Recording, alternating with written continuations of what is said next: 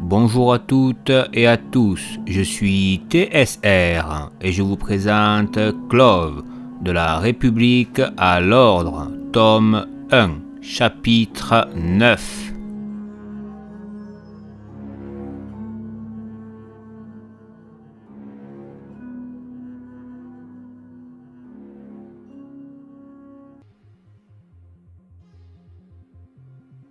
Les battements de son cœur se sont accélérés, mais il était enfin arrivé à les contrôler. Il ne bougeait plus, même si le souffle de la créature qui se tenait derrière lui était assez forte pour le bousculer. Il sentit un changement dans le son du grognement. C'était maintenant. Il s'accroupit d'un geste rapide et entendit la mâchoire de la bête se refermer au-dessus de lui, puis donna une impulsion tout en gardant son corps le plus près du sol. Il entama une course des plus frénétiques. Chacun de ses pas était propulsé par son énergie afin de lui donner plus de vitesse. Chaque enjambée lui faisait parcourir plusieurs mètres. Plus il avançait, plus il prenait de vitesse. Il arrivait à atteindre des pas de plus d'une trentaine de mètres d'intervalle. Les arbres défilaient tout autour de lui, mais le bruit sourd des pas du monstre le suivait de près. Il entendait l'accélération de ses pas se rapprocher. Il vit l'espace entre les arbres qui lui offrait une ouverture pour s'envoler. Il s'y engouffre, monte à plus de 150 mètres d'altitude avant de se retourner pour observer l'animal. Mais il avait disparu. Il ne sait pas à quoi ressemble la créature, ce qui le contrarie. Il aurait aimé la voir. Il observe son bracelet et détecte la position de Sora. Il le rejoint en espérant recroiser le monstre. Il parcourt la distance qui le sépare en moins d'une minute, se pose sans ralentir et en évitant les arbres. Dès qu'il touche le sol, le Tyrien avait déjà préparé son bras pour une attaque. Il dissipe les éclairs qu'il avait concentrés dans le creux de sa main. « Tarwin, sérieusement, tu ne peux pas me laisser comme ça », lance-t-il d'un ton agacé. Le Clove était à la recherche d'une forme suspecte, mais il n'y avait rien autour de lui. Où sont les deux soldats ? Tu t'inquiètes pour des soldats que tu ne connais pas ? Mais moi, tu... Le jeune homme fait un geste de la main pour indiquer aux Tyriens qu'ils ne sont pas seuls. Il y a quelque chose qui le trouble, mais il ne saurait dire quoi. En concentrant de l'énergie dans ses yeux et ses oreilles, il peut accroître leur sensibilité. Mais là, il n'arrive pas à suivre les mouvements de la créature qui les entoure. Il y a une ombre, murmure-t-il. « De quoi tu parles ? Il n'y a rien !» répond Sora. Le visage inquiet du Clove ne laisse pas indifférent le Tyrien, qui se met à son tour à observer les alentours. « Qu'est-ce que tu as vu ? » « Il y a une bête immense dans cette forêt, et rapide, » répond Tarwin sur le même timbre de voix que son homologue. Il n'en fallait pas plus à Sora pour faire un mouvement de bascule. Il se retrouve derrière le Clove, passe ses bras sous les siens et l'attrape par les épaules, et transforme les deux hommes en éclairs qui disparaissent dans le ciel. Les deux soldats se retrouvent maintenant à plusieurs dizaines de mètres dans les airs. « Il faut partir, Tarwin, ce monde veut notre mort !» s'écrie-t-il. Le jeune homme comprit qu'il devait l'écouter car la peur avait gagné Sora et lui aussi commençait à la ressentir.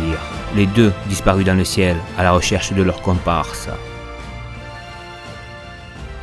Plus loin dans les plaines, les trois soldats cherchaient tant bien que mal la sortie, mais leur détecteur n'affichait rien. « Je ne comprends pas le sens de cette mission, » dit Lavistis. « Va savoir à quoi pensait le commandant. Il a peut-être voulu se débarrasser de nous. » s'amusait le Savaran. « Non, je ne pense pas, » répond aussitôt le Clove, ce qui exaspérait la jeune femme. « Vous ne pourriez pas être moins ennuyeux ? Je suis sûr que si vous vous donniez un peu plus de mal, vous pourriez me tuer. Mais où sont-ils ? Je ne les vois pas sur mon détecteur. » Les propos de la jeune femme fait rire Dorga. « Tu préférerais être avec le commandant ? Lui, il n'est pas du tout ennuyeux quand il parle. On dirait qu'il est en sommeil perpétuel. » Chenel sourit, mais ne veut pas se laisser distraire. « Même moi, je trouve qu'il parle lentement, la tête de diamant. » C'était la phrase de trop. Les rires éclataient. Ils ne pensaient qu'aux réponses qu'aurait pu donner leur commandant dans cette situation, chacun y allant de leur imitation sur leur supérieur. Ce moment a suffi à faire s'évanouir les doutes et l'anxiété ambiante. Ils peuvent se reconcentrer sur leurs recherches, mais avant qu'il n'y arrive, un bruit intrigue le Savaran. Il observe autour de lui. Les bosquets et buissons grouillent de masse informe. En augmentant son énergie, il surprit ses coéquipiers qui, dans un premier temps, ne comprit son geste. Puis, il vit son regard qui se perdait au loin. Eux aussi avaient remarqué les formes qui se cachaient. Ils doivent maintenant couvrir 2 angles. Ils les ont pris en tenaille. Une créature sort de sa cachette. La Vistis reconnaît ce type de bête. Ce sont des clones modifiés qui avaient été utilisés durant la guerre. Une moitié insectoïde, l'autre reptiloïde. Leur peau était recouverte de carapaces poisseuses. Certains ont des formes d'insectes, d'autres de reptiles, quand d'autres sont le mélange des deux. Ils semblent souffrir quand ils se déplacent. Le monstre qui était dépourvu de parole regardait les 3 soldats, lance un gazouillis aigu, ils ne répondent pas. La créature lance un cri strident, puis s'élance sur le groupe, suivi par des centaines de bêtes qui sortent des buissons. Il en sortait des 2 côtés. Les 3 soldats se regroupent pour ne laisser aucune ouverture à ses assaillants. Dorga lance un sort qui repousse plusieurs créatures en même temps. Chenel retourne le sol, créant une vague de terre qui aplatit les monstres. Sudok ouvre ses yeux et de multiples explosions retentissent sur le front. Mais cela ne suffisait pas à arrêter le trop grand nombre de bestioles. Ils n'ont plus le choix. Ils se séparent. Le Clove se projette au-dessus d'une rangée de créatures qui le prend en chasse. Il retombe au sol dans un dérapage contrôlé. Il lance des sorts qui viennent abattre les monstres, mais une masse se regroupe, ne lui laissant pas le choix que de reculer. Sudok, quant à lui, pulvérise chaque bête qui entre dans son champ de vision. Les taches sur ses yeux se déplacent à grande vitesse, lui permettant de créer des explosions et implosions sur le champ de bataille. Quand il utilise des éléments, ce sont des liquides en fusion qui s'abattent sur ses adversaires qui fondent aussitôt. Chenel crée une onde qui découpe plusieurs de ses assaillants en même temps, lui laissant l'opportunité de lancer un sort qui retourne le sol afin de façonner une sphère de terre qui emprisonne et broie tout ce qui se trouve en son centre. Mais d'autres créatures contournent la masse sphérique pour attaquer. Elles sont trop nombreuses. Alors que Dorga prenait de la distance sur les bêtes, il stoppa sa course. Réunit ses mains, à l'arrivée des monstres, il étend ses bras pour former une croix. Une bulle s'étend dans le champ de bataille, englobant une grosse partie de la troupe ennemie, certains fuyant la sphère dévoreuse. Les créatures capturées se retrouvaient dans un environnement noir. Elles tentaient de se repérer, mais en vain. Même le son de leur gazouillis ne s'étend pas dans l'espace, leur donnant l'impression qu'ils se retrouvaient seuls. Le Clove les attaque un par un, sans qu'ils puissent se défendre. De l'extérieur, la bulle est incolore. Sudok se sent de plus en plus acculé car les créatures l'ont pris à partie. Il évite les assauts des bêtes qui tentent de lui sauter dessus tout en attaquant avec ses yeux. Mais la masse de créatures est telle qu'il décide de frapper fort. Il se pose au sol, laisse les bêtes se rapprocher de lui. Toutes les taches de ses yeux se réunissent sur ses iris. Ce n'est pas une explosion conventionnelle qui se produit. Le fracas est si fort qu'un cratère se forme de plus d'une trentaine de mètres de circonférence.